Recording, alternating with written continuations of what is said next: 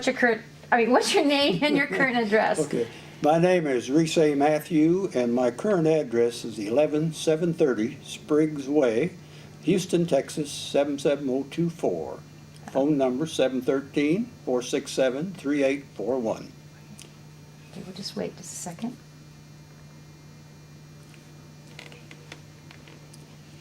My name is Reese Mathieu, and I go by the nickname of Matt. My hometown, when I went into the service, was Verdon, South Dakota, and that was in 1940. My age at induction was 18. And I received my training in several places, but being that we're meeting in Rapid City right now, my first station was at the Rapid City Army Air Base. And then from then on, we went to Santa Ana and Ellington Field, Harlingen, Hondo, Westover Field, and then OTU at Chatham Field, Georgia. And from Chatham Field, Georgia, I had a kind of an unpleasant experience because we broke up our crew that I trained with.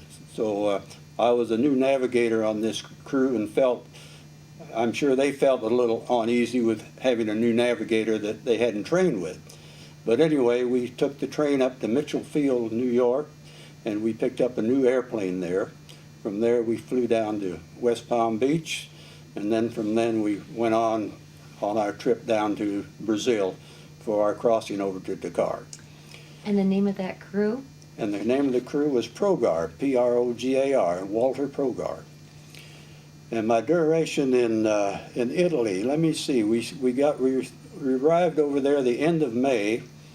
I was assigned to the 718th, and I flew my first mission in June the 6th, 1944, which is a date to remember.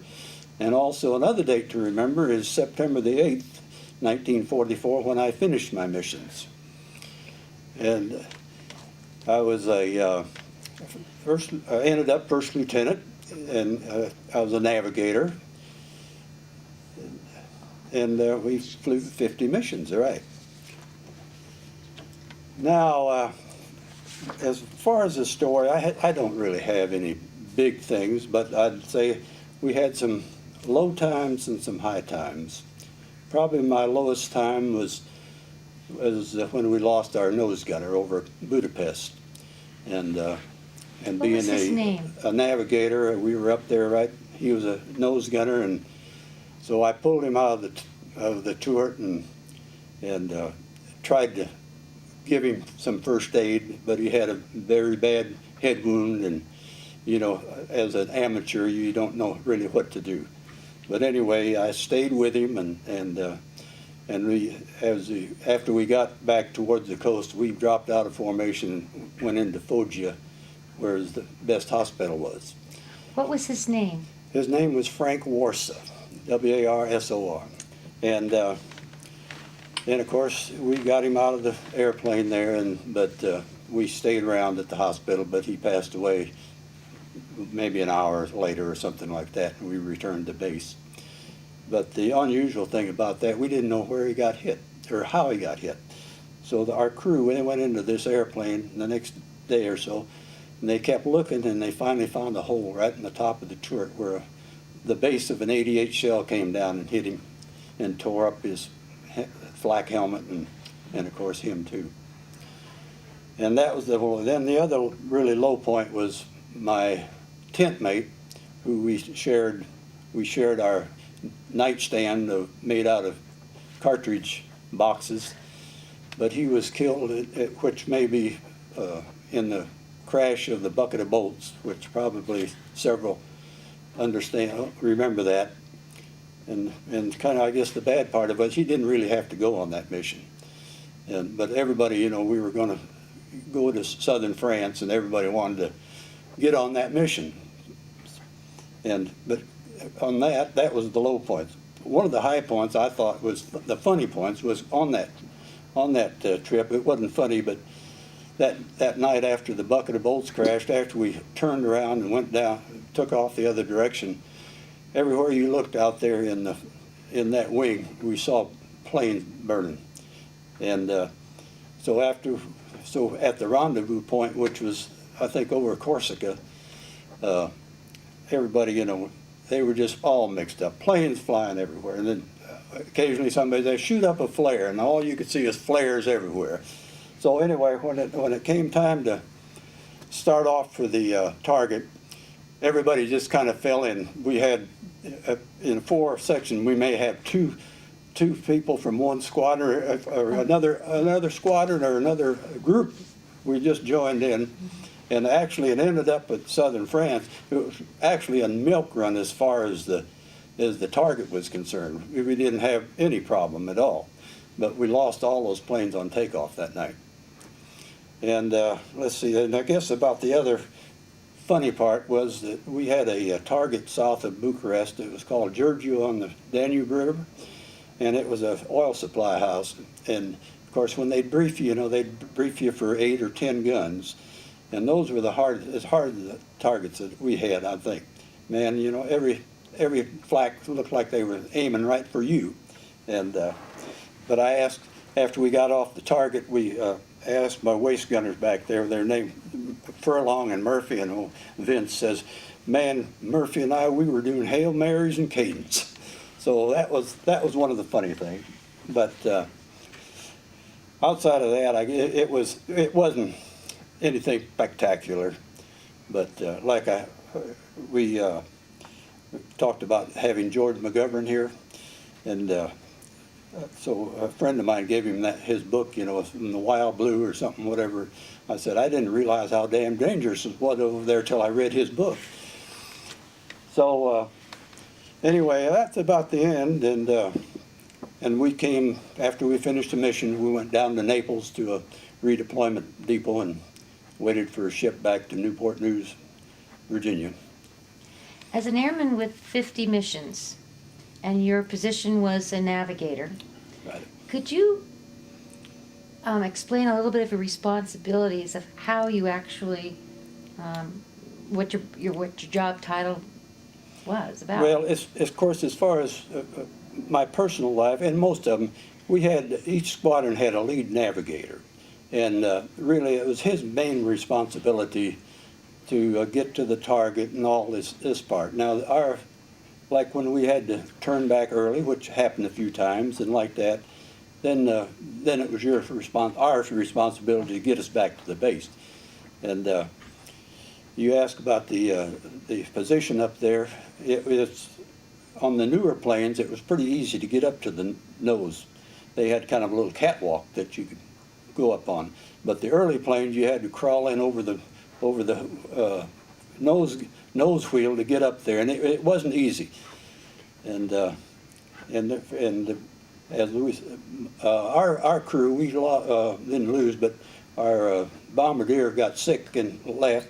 So after that, we didn't get another bombardier. So I dropped, or you might say I hit the switch to drop the bombs. I just looked out the front, and when the lead ship dropped, we dropped, and I pushed the button and watched those little lights go off and on down to the end, and when they were all off, you hit the salvo button, and that's it, and close up the bomb bay doors.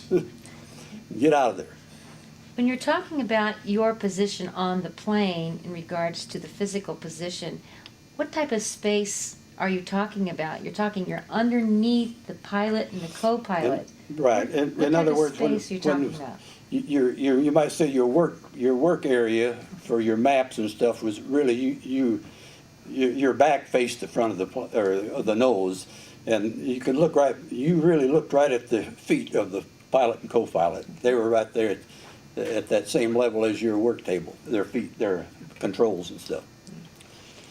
With your training on the Norton site, how did that come about?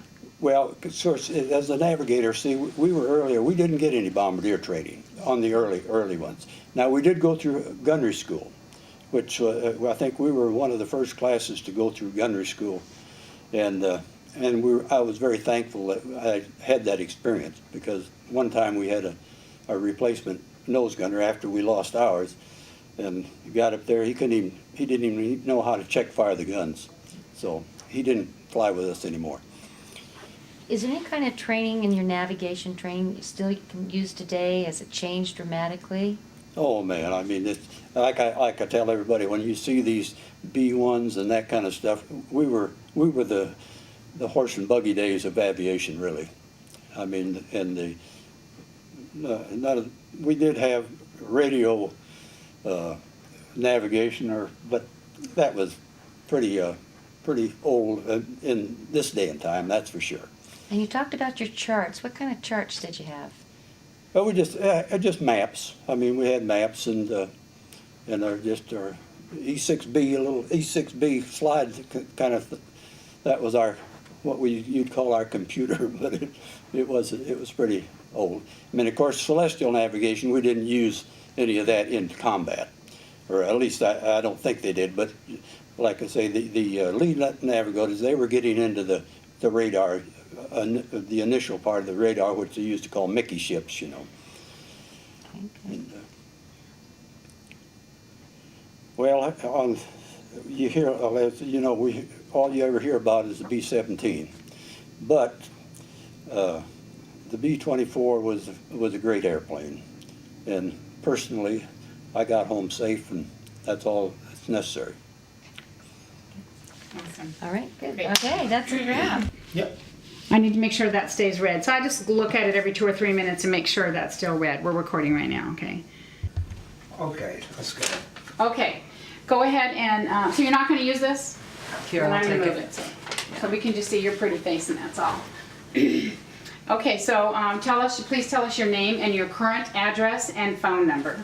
My name is Henry Flesh. My current address is 12,600 Marion Lane West, Minnetonka, Minnesota. Okay, and your phone number? My phone number is 952-540-6227. That's great, good volume. Yeah.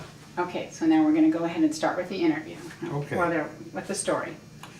Full name, Henry Flesh. Hometown, Piqua, P-I-Q-U-A, Ohio. Age of induction, I would have been 19 then. Oh, your training. I got most of my training started out at Maxwell Field, then I went to Peabody Learner School for piloting, washed out of there after 60 missions with 60% of my class, and I was one of 2 guys out of the whole bunch that was sent to Selman Field Navigation. So that was a happy thought. How did I arrive in Grottaglia? I flew from San Francisco to all the way across the country, up into Newfoundland, then flew across to the Azores, then to Marrakech, then to Tunis, and then finally to Grottaglia. Great. Right. Duration of service, got over there the end of July 1944 and ended March 1945. I had 35 missions in. My rank and position was a first lieutenant. Name of crew and aircraft, well, the aircraft was Touch Me Not, which we named of our own choice. My crew were Warren Mugler, the pilot, Dale March, the co-pilot, Dale O. Davidson, bombardier, myself as navigator, Fernando Odell as radio operator, Hendrickson a waist gunner, and Melanson was a tail gunner. Dick Thorberg was the nose gunner, and I've forgotten which one? Martz. Oh yeah, Warren Martz, my co-pilot. Okay. There were 10 of us. My story starts on my 13th mission on Friday the 13th.